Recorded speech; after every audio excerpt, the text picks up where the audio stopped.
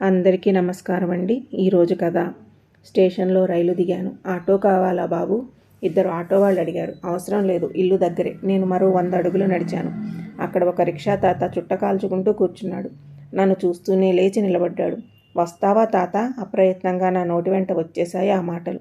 Auto వద్దన్నాను కదా, ఇదేమిటి రిక్షా అతన్ని ఇలా అడిగేశాను అనుకున్నాను. ఎక్కడికి వెళ్ళాలి బాబు? ఒక్కసారి ఫోన్ ఆన్ చేసి లొకేషన్ చూసుకున్నాను. హౌసింగ్ బోట్ కాలనీ, రోడ్ 8 అని చెప్పాను. నా ఇల్లు ఆ కాలనీ చివరే బాబు. ఈ ఒక్క బేరం చూసుకుని ఇంటికి వెళ్ళిపోదాం అనుకున్నాను. ఎక్కండి బాబు అన్నాడు అతను. రిక్షా ఎక్కిన తర్వాత తాతని అడిగాను, నీ పేరు? రావణవర్మ బాబు అన్నాడు నెమ్మదిగా తొక్కడం ప్రారంభిస్తూ. ఆశ్చర్యంగా ఉందే, రిక్షా తొక్కే అతనికి ఇలాంటి పేరు ఉండడం ఇప్పుడే వింటున్నాను. నాకు జ్ఞానం వచ్చాక మా నాయన చెప్పిన మొదటి మాట ఇలా చెప్పాడయ్యా, పెద్దయ్యాక నువ్వు రాములూరు అంతటోడివి కాకపోవచ్చురా, కనీసం రావణాసురుడంతటివాడు అవరా అని. అదేంటయ్యా అని అడిగిన దానికి మా అయ్య, రాముడు 16 సద్గుణాలు కలవాడు. ఆయన అవతార పురుషుడు. రావణుడిలోని చెడుగుణాన్ని చంపడానికి ఈ భూమి మీద పుట్టినోడు. కానీ రావణుడు రాజనీతిలో చాలా గొప్పోడురా. లంకలో తన ప్రజలందరినీ ఎంతో గొప్పగా పాలించినవాడు.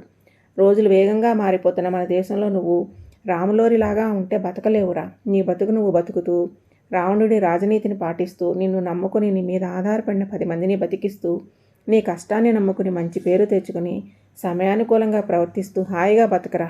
నువ్వు లక్షలు సంపాదించక్కర్లేదు, మేడలు మిద్దెలు కట్టక్కర్లేదు. ఉండడానికి గూడు, తినడానికి తిండి, కట్టుకోవడానికి నచ్చిన బట్ట, ఈ మూడేరా మనిషికి సంతృప్తిగా బతకడానికి కావాల్సింది. అంతకన్నా ఆశలు పెంచుకుంటే జీవితంలో సుఖపడవురా అని చెప్పాడయ్యా. ఆనాటి నుండి ఈనాటికి అదే మాట మీద బతుకుతున్నానయ్యా అన్న అతని మాటలు విని నివ్వెరపోయాను. అది సరే, ఆటో వాళ్ళు నన్ను ఆటో కావాలా అని అడిగారు. నన్ను చూసి కూడా నువ్వు రిక్షా కావాలా బాబు అని అడగలేదు, ఎందుకని? ఉత్సాహంగా అడిగాను కాస్త ముందుకు వంగి. వాళ్ళు జీవితం మీద ఎంతో ఆశతో బతుకుతున్న వాళ్ళు బాబు. అలా కష్టపడకపోతే వాళ్ళు, ఆడవాళ్ళు, వాళ్ళ పిల్లలు వాళ్ళని బతకనివ్వరు. అర్ధరాత్రి దాటినా సరే వాళ్ళు ఆ రోజు అనుకున్న డబ్బు సంపాదించగలిగితేనే బతకగలరు. నాకు అవసరం లేదు బాబు. అయినా రిక్షా కావాల్సి వస్తే మీరే అడుగుతారు కదా బాబు. ఎందుకంటే ఈ ఊర్లో ఉన్న రిక్షావాడిని నేను ఒక్కడనే బాబు. అదే నా లాజిక్కా? నీకు ఇంగ్లీష్ కూడా వచ్చా? ఆశ్చర్యంగా అడిగాను నేను. నన్ను మా నాన్న బీకామ్ డిగ్రీ చదివించాడు బాబు. అమ్మ నా చిన్నప్పుడే చచ్చిపోయింది. 2 చెల్లెళ్ళు. ఇంటర్ చదువుతూ ఉండగా నాన్న చచ్చిపోయాడు బాబు. ఒక కంపెనీలో అకౌంట్స్ రాయడానికి గుమస్తాగా చేరాను. వాళ్ళు చేసే గొప్ప వ్యాపారాలలో ప్రభుత్వానికి న్యాయంగా చెందాల్సిన డబ్బు విషయంలో దొంగ లెక్కలు రాయమని నన్ను నిర్బంధించారు. నిర్మోహమాటంగా రాయను అని చెప్పి ఉద్యోగం మానేసి ఇంటికి వచ్చేసి ప్రశాంతంగా నులక మంచం మీద పడుకుని ఆలోచించాను. నాన్న చెప్పిన మాటలన్నీ గుర్తుకొచ్చాయి. వాటిని మరలా మననం చేసుకుంటూ పక్కకి తిరిగి పడుకున్నాను. నాన్న చనిపోయిన ఇంటి ముందున్న వేప చెట్టు కింద క్యాన్వాస్ గుడ్డ కప్పేసిన నాన్న తొక్కిన రిక్షా చక్రం కింద పడిన చంద్రుడి వెన్నెల కిరణం పరావర్తనం చెంది నా కళ్ళకు సున్నితంగా గుచ్చుకుని నాకు కర్తవ్య బోధ చేసింది. మర్నాటి నుంచే నాన్న రిక్షా తొక్కడం ప్రారంభించాను. 3 ఏళ్ల తేడాలో 2 చెల్లెళ్ళకి పెళ్ళిళ్ళు చేశాను. పిల్లా పాపలతో వాళ్ళెంతో సుఖంగా సంతోషంగా ఉన్నారు. డిగ్రీ చదివాను అన్నావు కదా, ఎవరిని ప్రేమించలేదా? అతడు ఒక క్షణం రిక్షా తొక్కడం ఆపి ఏదో అనుభూతికి లోనైనట్టు 2 నిమిషాలు అలా ఉండిపోయి నెమ్మదిగా తొక్కుతూ అన్నాడు, నాన్న చెప్పిన మాటలు మనసులో సువర్ణాక్షరాలుగా నిలిచిపోయిన నేను వయసు ప్రభావాన్ని నియంత్రించుకోవడం కోసం అటు వ్యాయామం, ఇటు యోగా, ధ్యానం పాఠశాల స్థాయిలోనే అలవాటు చేసుకున్నాను సార్. ఇక మీరు అడిగిన ప్రశ్నకు నా సమాధానం, జ్ఞానం వచ్చినప్పటి నుంచి చదువులో ప్రథమ స్థానంలో ఉన్న నన్ను మా కాలనీ ప్రెసిడెంట్ గారి అమ్మాయి మనస్ఫూర్తిగా ప్రేమించానని నాకు తొలి ప్రేమలేఖ అందించిన నాడు దాన్ని తీసుకుని కూడా బాధ్యతలు ఉండడం వల్ల బదులు చెప్పలేక మౌనంగా ఉండిపోయాను. ఇటు నన్ను వదులుకోలేక, అటు వాళ్ళ నాన్నని కాదనుకోలేక ఆమె ఎంతగా నలిగిపోయిందో నాకు తెలుసు. అయితే తన ప్రేమను ఆమె కానీ నేను కానీ ఎవరికీ చెప్పుకోలేదు. చదువు పూర్తి కాకుండానే వాళ్ళ నాన్న ఆమెను బలవంతంగా ఒక పట్నం కుర్రాడికిచ్చి పెళ్లి చేశాడు.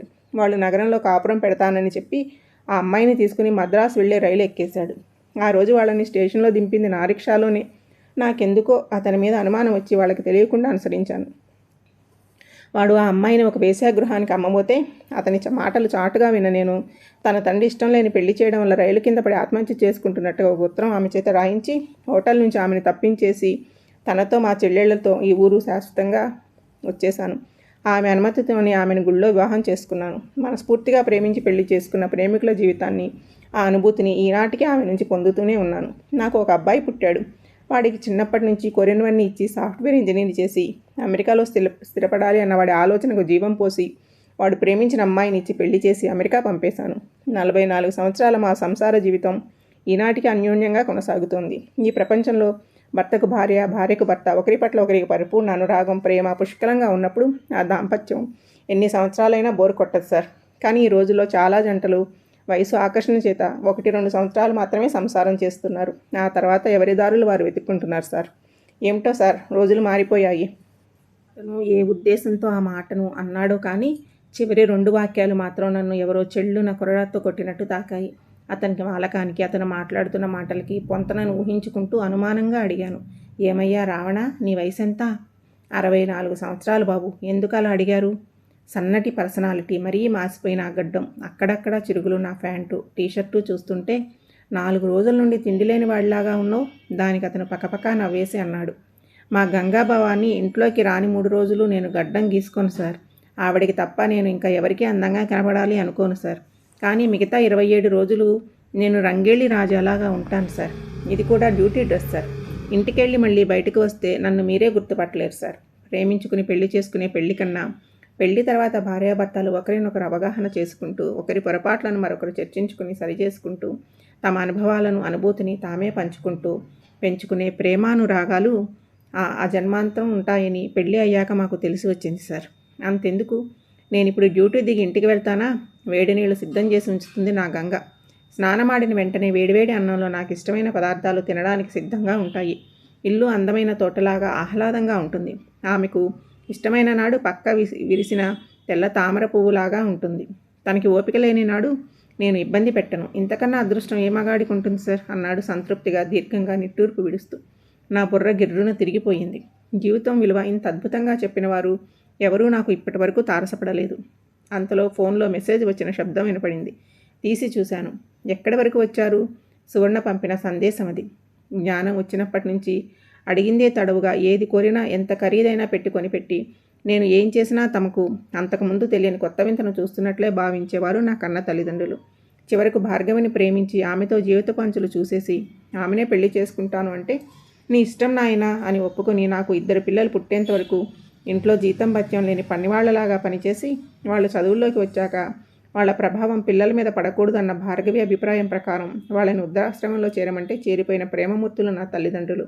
ఈ మధ్య భార్గవికి ఆఫీసులో పని ఎక్కువగా ఉండి చాలా ఆలస్యంగా ఇంటికి రావడంతో నాకు చాలా చిరాగ్గా ఉంటుంది. ఇంట్లో తరచుగా చిన్న చిన్న గొడవలు జరుగుతున్నాయి. కాస్త మనసుకు శాంతి కావాలనిపించింది. మనసు విప్పి మాట్లాడుకునే ఒక తోడు ఉంటే బాగుండును అనిపించింది. ఆ ప్రయత్నంలో భాగంగా ముఖపుస్తకంలో నేను అంగీకరించని దాదాపు 900 స్నేహ విన్నపాలలో చాలా ఎక్కువసార్లు సందేశాలు పంపినది ఎవరా అని చూశాను. తానే సువర్ణ. దాదాపు నెల రోజుల నుంచి మా మధ్య చాటింగ్ జరుగుతోంది. నా వివరాలు తాను పెద్దగా అడగలేదు, నేను చెప్పలేదు. ఎక్కువగా తన వివరాలే చెప్పేది. తన భర్త దుబాయ్లో ఉంటారని, పిల్లలను తన తల్లిదండ్రులు చూసుకుంటారని, ఎప్పుడైనా వీలైతే ఒకసారి తన ఇంటికి రమ్మని కోరింది. భార్గవి పిల్లల్ని చూసొస్తాను అని వాళ్ళ అమ్మగారింటికి వెళ్లడంతో సువర్ణ స్వాగతించడమే నా ఈ ప్రయాణానికి కారణం. నేను ఆ సందేశానికి సమాధానం ఇవ్వలేదు. వర్మ, రిక్షా ఒకసారి ఆపుతావా? కాస్త వేడివేడిగా టీ తాగుదాం, ఆలోచనలతో వేడెక్కిన కణతలు నొక్కుంటూ అన్నాను. అప్పుడే హౌసింగ్ బోర్డ్ కాలనీ స్వాగతం అని రాసి ఉన్న ఆర్చ్ మార్గంలోకి రిక్షా తిప్పాడు వర్మ. ఒక్క క్షణం తొక్కడం ఆపి, అంత తలనొప్పిగా ఉందా బాబు? సమయం 11 దాటిపోయింది కదా. ఈ సమయం వరకు ఇక్కడ షాపులు తెరిచి ఉండవు బాబు. మీకు అభ్యంతరం లేకపోతే మా ఇంటికి వెళదాం. మీరు వేడివేడి టీ తాగాక మీరు వెళ్ళవలసిన ఇంటి దగ్గర దింపేస్తాను బాబు అన్నాడు. ఒక్క నిమిషం ఆలోచించి సరే అన్నాను అతనితో. మరో 2 నిమిషాల్లో వర్మ గుడిసె ముందు రిక్షా ఆగింది. వీధి దీపం వెలుగులో గేటు తీసి, రండి బాబు రండి అన్నాడు కొంచెం వేగంగా ముందుకు నడుస్తూ వర్మ. అతన్ని అనుసరించాను. గంగా అని అరిచాడు వర్మ. తులసి ఇప్పటివరకు నీ కోసం చూసి ఇప్పుడే పడుకుంది. అలా అరుస్తావేంటి అంటూ బయటకు వచ్చిన గంగాభవాని కాబోలు నన్ను చూసి ఎవరైనా అన్నట్లు కనుబొమ్మలు ముడిచి అడుగుతూ సైగ చేసింది. ఆయన పెద్ద ఆఫీసర్ గారు. పాపం చాలా తలనొప్పిగా ఉందట. కొంచెం అల్లం వేసి చిక్కగా టీ పెట్టు, ఇక్కడున్నట్టు రావాలి అన్నాడు ఆమెతో. అలాగే అని ఆమె లోపలికి వెళ్ళిపోయింది. ఇలా కూర్చోండి బాబు అని విరగబూసిన సన్నజాజి పందిరి పక్కన కుర్చీ వేసి నేను కూర్చున్నాక అతను లోపలికి వెళ్ళి మంచినీళ్ళు తెచ్చి నాకు ఇచ్చాడు. నేను మంచినీళ్ళు తాగాను. మరో 2 నిమిషాల్లోనే పొగలు కక్కుతున్న మరిగిన టీ మగ్గుతో వచ్చింది గంగాభవాని. నా శ్రీమతి గంగాభవాని పరిచయం చేశాడు వర్మ.